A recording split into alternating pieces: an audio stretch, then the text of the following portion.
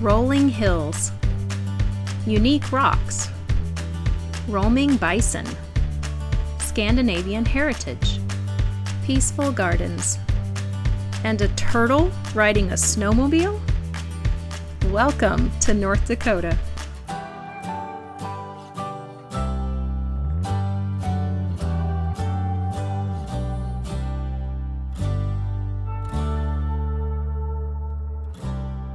After 3 long days on the road, we made it to the north unit of Theodore Roosevelt National Park. We arrived at our campground just in time to watch a gorgeous sunset over the Badlands.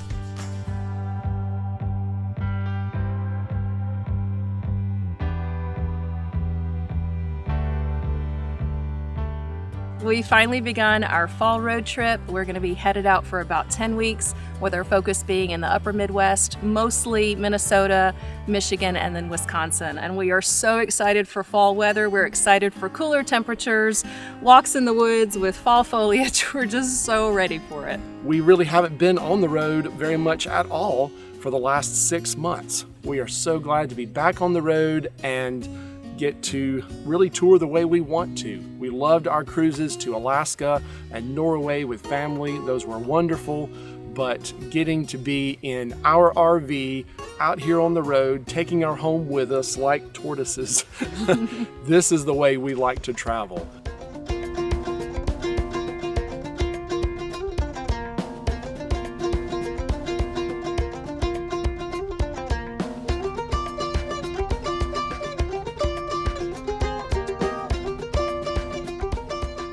Theodore Roosevelt National Park was actually created to honor our 26th president. He actually came here when he was 24 years old as a young man from New York, and he bought a ranch here, became a true frontiersman, a true cowboy, and he said later that his years in North Dakota helped him to become a better man and therefore a better president.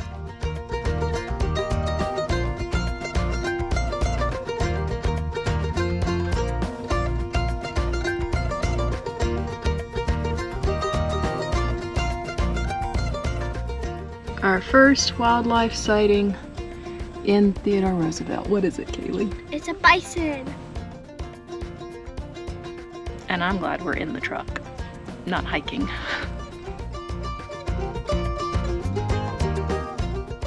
This bison always stink.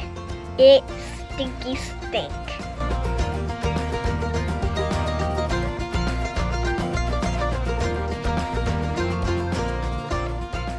Even though it's one of the less visited national parks, Theodore Roosevelt has a beauty all its own. The terrain in the park features canyons, plateaus, and buttes, all painted with colorful rocks and soil.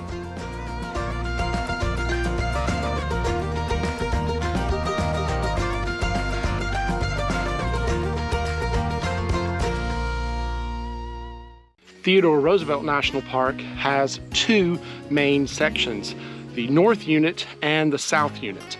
And the South Unit is by far the more heavily visited of the 2. It's got a lot of the same type of terrain as the North Unit, but there's a very neat little western town called Medora there, and they're famous for the Medora musical. And we got to see that with Kaylee a couple of years ago. It was a lot of fun. But this time we wanted to visit the North Unit of the park. And it's just almost empty. There's almost nobody out here this morning. And it's very humid due to the rain we had last night, but it's not too warm yet. And now we are on Buckhorn Trail.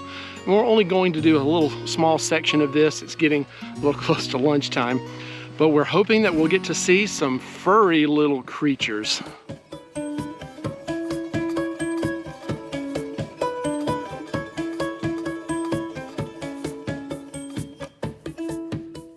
Prairie dogs are rodents that burrow in open grasslands, creating large colonies referred to as prairie dog towns. They are highly social creatures and use complex barking calls to communicate with each other. Is your little girl heart happy?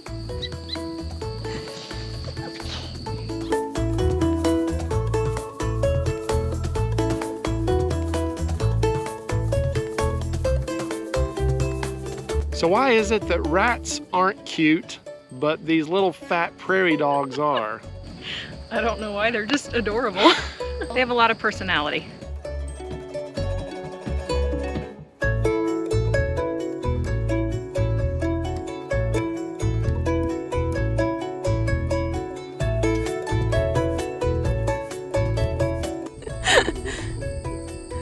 Oh my goodness, that's adorable.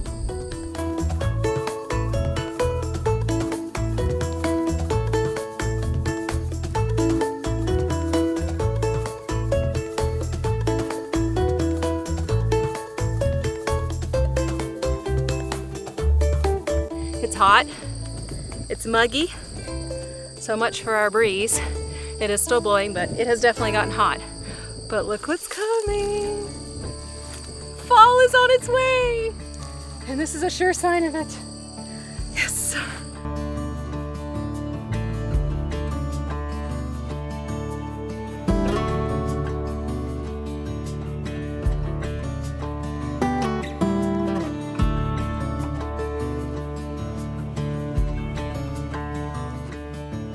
The campground in the national park here, it's called Juniper Campground. It's about 14 bucks a night. And it is dry camping, but they do have a dump station with potable water, so that's nice. And you can run your generator from 8 to 8, so we're keeping cool in 85-degree weather, and we are ready for fall. But we got out this morning and we did our touring and saw some sights, and I'm so glad we did because the wind has picked up and now it's smoky. If you're planning a trip in August especially, it is wildfire season, and that's something that, you know, if you're going somewhere to see something up close, it's not a huge deal, but if you're going somewhere for vistas, mountain views, this morning we could see pretty well, and then we stopped and had lunch and we looked outside and it's like, oh, and not only do you see it, but you smell it too. Kaylee's still enjoying riding around the campground here with her bikes. It's a good way for her to get some exercise, and we're still gonna just try to make the best of it.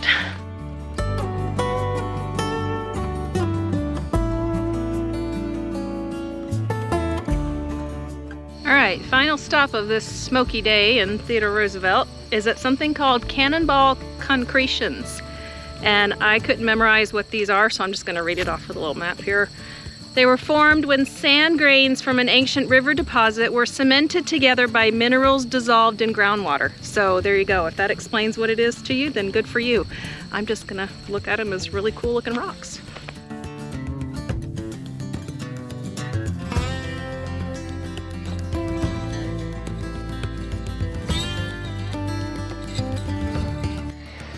You don't want to go in the cave? Rattlesnakes. Oh. Good point.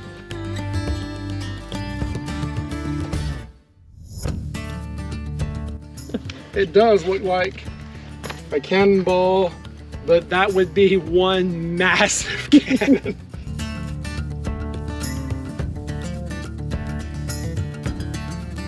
That's a lot of cannonballs. Boom!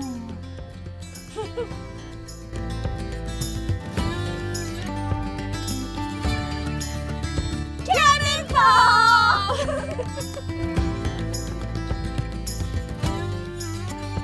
Good morning. Wow, it has been warm here the last couple of days. We are glad that we should be having full hookups with electricity, unlimited, for the next several weeks. The Theodore Roosevelt National Park has been nice. This isn't the kind of park where I think you would just stay here for, days and days doing lots and lots of touring, but there are some nice hikes here, some nice vistas. It's definitely worth visiting if you're traveling through the area.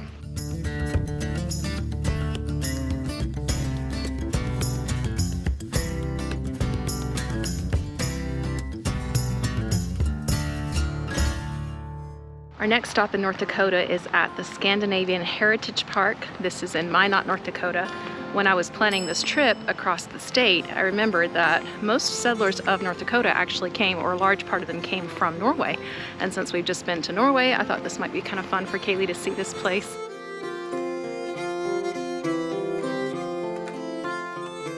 The center showcases different styles of Scandinavian architecture, and the structures were built to reflect traditional craftsmanship.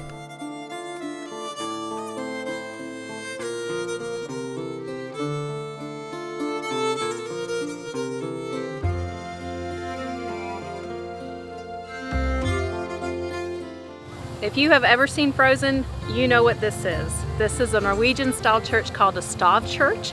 These were built back in the 1200s, and there used to be almost 1,000 of them in the country, and now there are only 23 left in the entire country of Norway. This one is a replica of a church that is in Oslo. We actually didn't see any of these churches when we went to Norway, but they are just symbolic of the country, and I think they're absolutely beautiful. The architecture is so unique.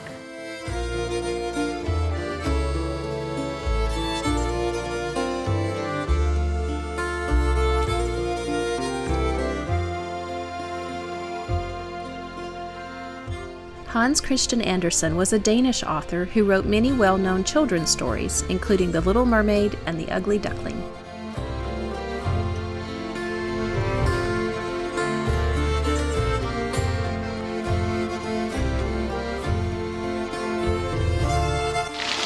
It's so heavy.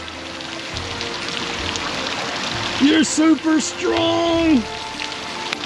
Oh my goodness.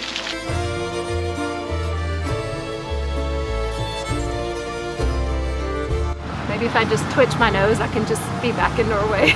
Will it work?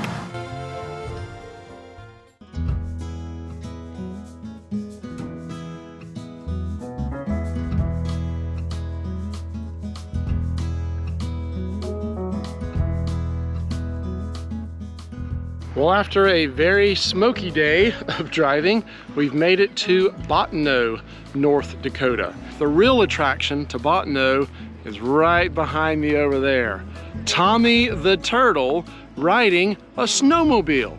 And you might ask, why would Tommy the Turtle ride a snowmobile? Well, what else is he gonna ride in the winter? This is North Dakota after all. Things are a little different here. We are in love with this little city park. It's only 20 bucks a night. So you know, for us, 20 bucks a night, I can get behind that. And it's full hookups. And then just back over here, you've got a playground for the kids, and we're only about 30 minutes from the main attraction in this area, which we'll get to share with you tomorrow.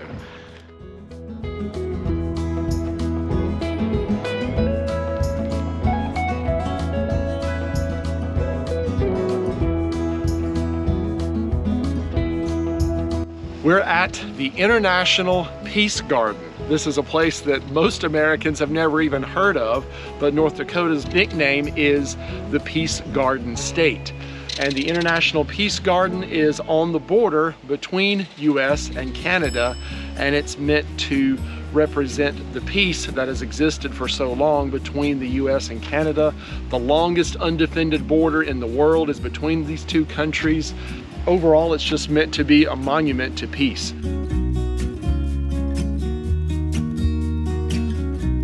Canada! US! Canada! US! US! Canada! US!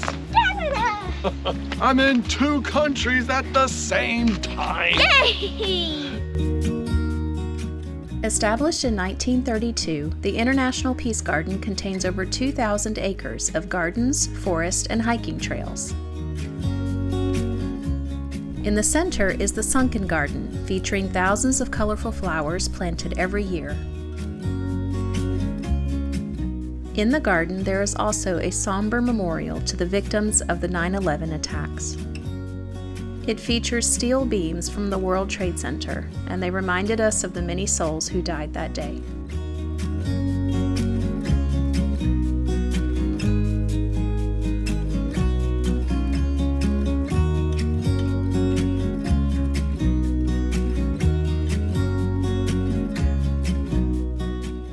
In 2010, Minot resident Don Vidko donated his massive collection of exotic and rare cacti and succulents, which are now on display in the conservatory. It took him over 50 years to build his collection of over 5,000 species of plants. I may not last in here very long. It's hot.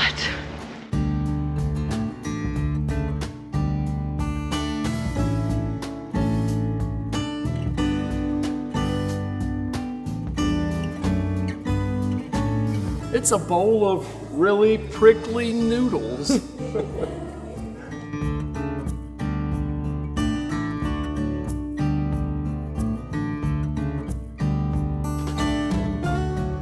I never knew there were so many varieties of cacti and succulents, all kinds of shapes and textures and colors, and even flowers.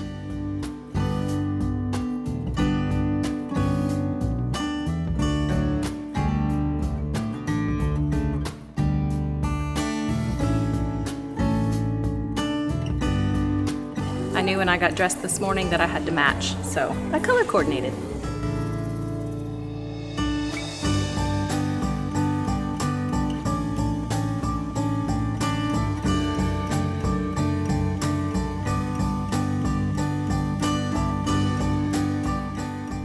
Near the International Peace Garden are the Turtle Mountains, a line of hills a few hundred feet high. Unlike the prairies that cover most of North Dakota, they are densely forested and dotted with many lakes and wetlands.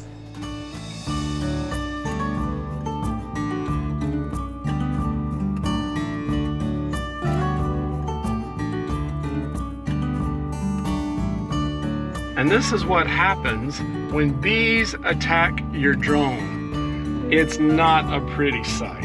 That is disgusting. It's pretty nasty. That is gnarly.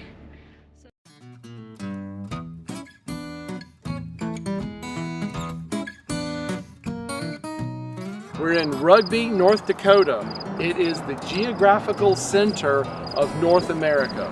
So the way that they figured this out is they put Canada, the United States, including Alaska, and Mexico all on a wooden board, and then they figured out where does it balance, and it's right here at Rugby, North Dakota.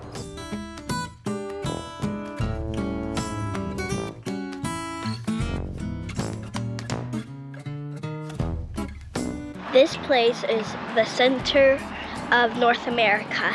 It's really cool. Geographical Center of North America, Rugby, North Dakota. A mouthful, yes.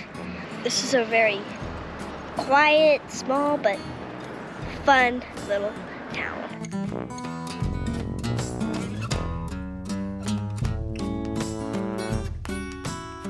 Straight rows of planted trees called windbreaks can be seen across much of the state. These accomplish exactly what their name implies. They break the strong winds that blow on the wide open prairie.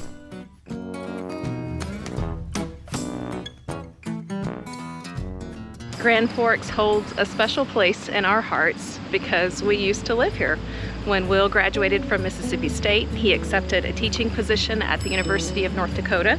So we moved here in 2009. Quite a bit of culture shock from South Mississippi to here, especially with the climate. North Dakota gets a pretty bad rap for its winters, and you know, they were long and they were cold, but we knew this is where God wanted us, and we were very happy here. Our friends that were here became our family, and that friendship has lasted through the years, and we've just spent the last couple of days spending time with these people, having an absolute ball. We wish we had planned to spend more time here, so next time we come, we'll be here for longer, but we are so thankful to be back here. Oh, you want us to show you our feet? This shows that we have been outside in the summer. You guys are adorable. No, clearly I've taken mine off in the sun. I have At least not. once or twice. Will has not. That there is the mark of a summer well spent. Do you have the same thing? Oh, you got these. Do you have holes? Do you have suntan holes? Do you know why they have holes in these? In Crocs? So your dignity can leak out. I don't get it. You weren't supposed to. But Daddy got it.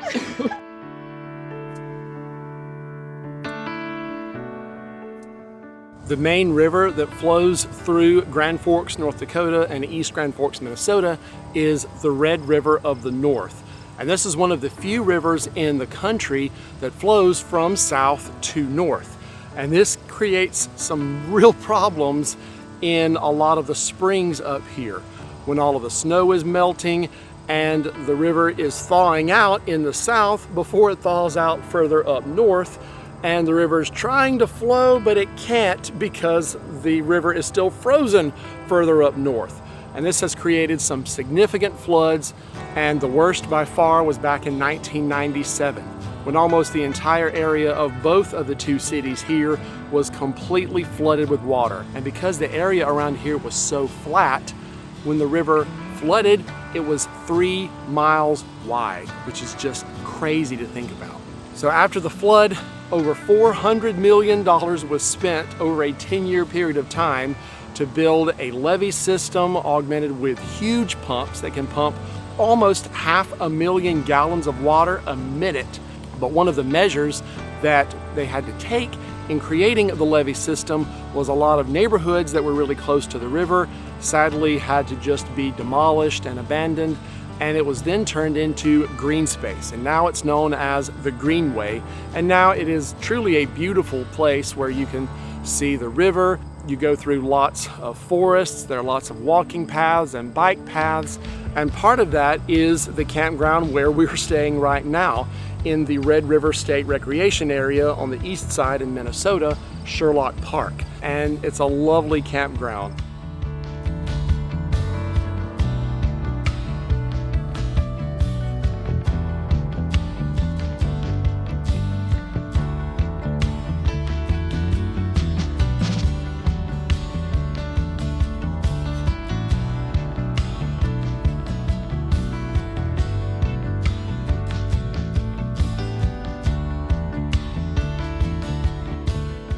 The best part about coming back to Grand Forks is visiting Widman's World of Chocolate.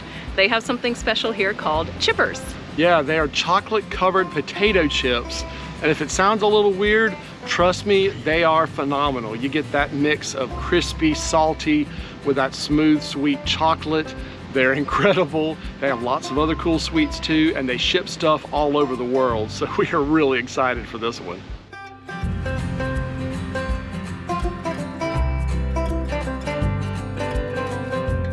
Of course we'll stop for chocolate.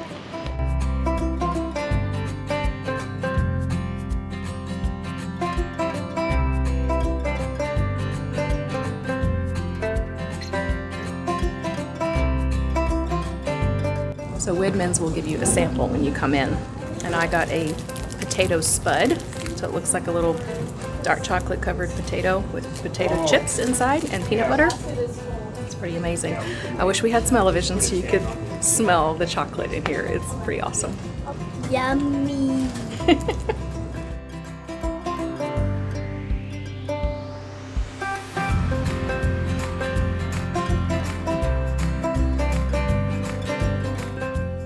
Join us down the road as we head further east to explore a new national park and uncover the history of the world's largest lake.